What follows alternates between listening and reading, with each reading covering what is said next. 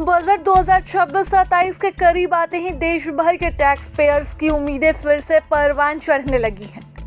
हर budget में लोगों की नज़र सबसे ज़्यादा वित्त मंत्री के टैक्स वाले ऐलान पर रहती है।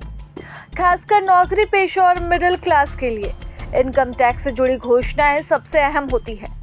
यही वजह है कि बजट 2026 को लेकर टैक्स पेयर्स वर्ग की उम्मीद इस बार कुछ ज़्यादा ही बढ़ गई है।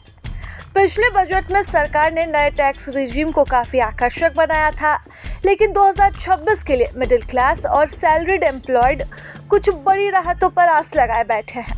सबसे पहले तो 1 फरवरी 2026 को पेश होने वाला यह बजट मोदी सरकार 3.0 का तीसरा पूर्ण बजट होगा।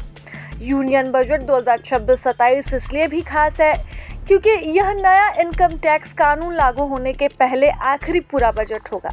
सरकार 1 अप्रैल 2026 से पुराने करीब 60 साल पुराने टैक्स कानून की जगह नया इनकम टैक्स एक्ट 2025 लागू करने जा रही है। ऐसे में यह बजट आने वाले टैक्स सिस्टम की दिशा भी तय कर सकता है।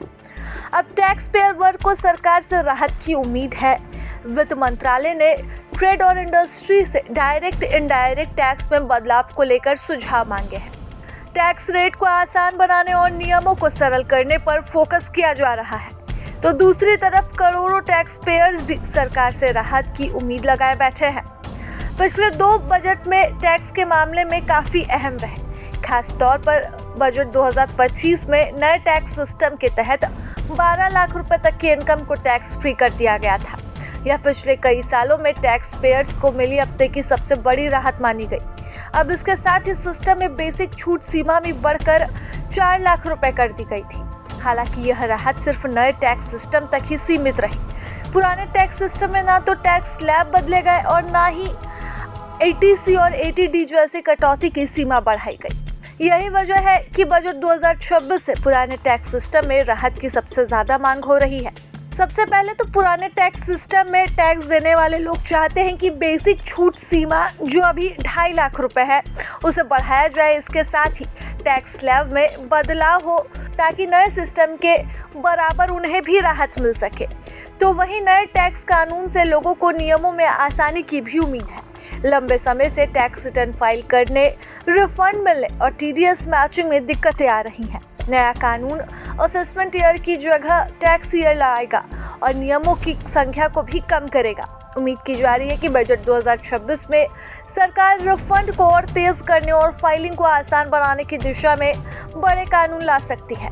तो वहीं महंगाई के इस दौर में घर और इलाज का खर्च भी तेजी से बढ़ रहा है।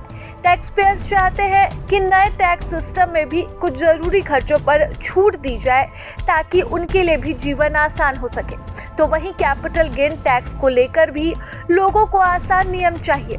अभी अलग अलग एसेट पर अलग अलग नियम है जो कि कंफ्यूजन पैदा करता है। यही वजह है कि लोग इसमें भी आसानी चाह रहे हैं। तो वहीं डिजिटल एसेट जैसे कि क्रिप्टो और विदेशी इनकम को लेकर भी साफ नियमों की ज़रूरत महसूस की जा रही है।